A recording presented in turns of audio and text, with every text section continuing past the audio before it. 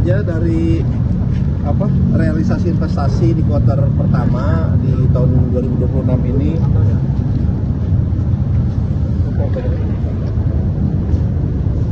Realisasi investasi di 2026 ini tadi di kuartal pertama saya melaporkan bahwa alhamdulillah tercapai pencapaian 498,79 triliun atau 100,36% dari target 497 triliun, dan itu adalah peningkatan 7,22% year on year-nya.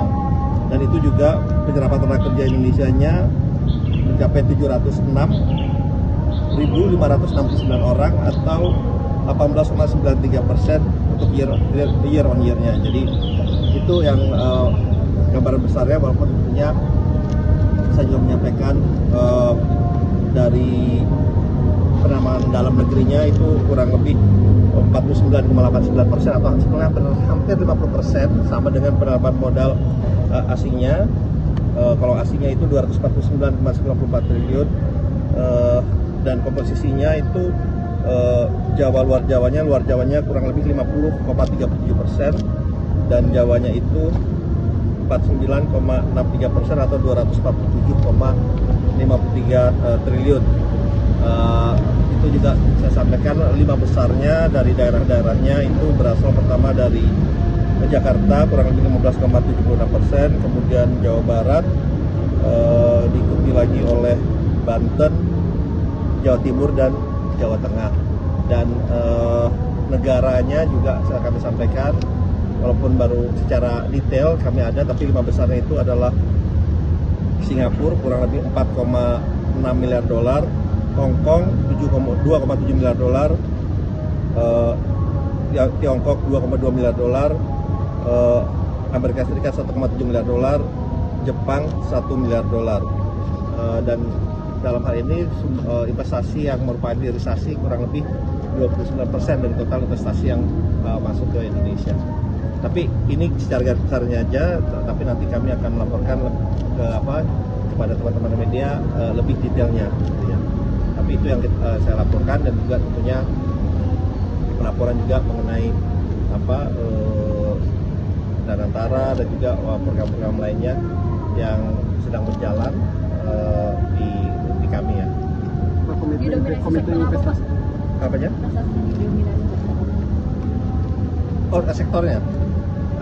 Sektornya yang paling besar sebetulnya itu kalau saya bacain 5 besarnya aja ya.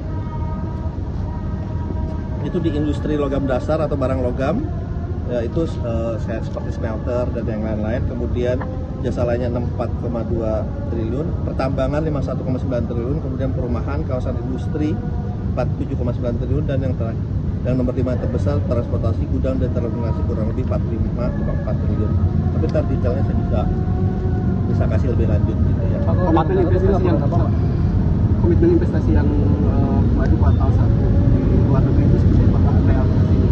Ya, kebetulan kan saya juga berkeliling nih ya, baik ke kemarin minggu lalu.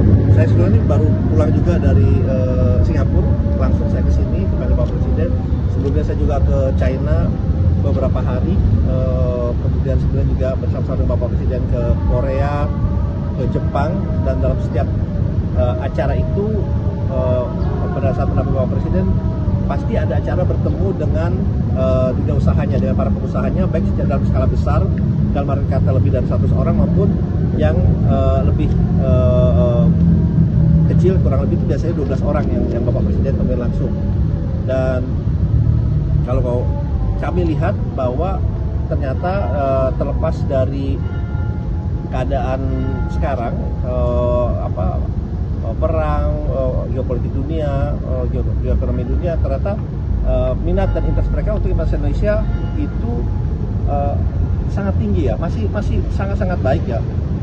Dan ini terbukti dari investasi yang masuk juga masih sesuai dengan yang kita rencanakan, walaupun itu juga sudah mengalami peningkatan yang sangat signifikan kalau saya boleh sampaikan. Karena kalau kami bandingkan dalam 10 tahun terakhir dari tahun 2004 sampai 2014 sampai Ya itu kurang lebih kalau 10 tahun terakhir itu investasinya 2014 sampai 2024 Pak. Ya. Mohon maaf masih ini. 2014 sampai 2024 itu investasi yang masuk kurang lebih 9.100 triliun. Nah, 5 tahun dari 2025 sampai 2029 target yang diberikan kepada kami oleh Bappenas itu 13.000 triliun lebih.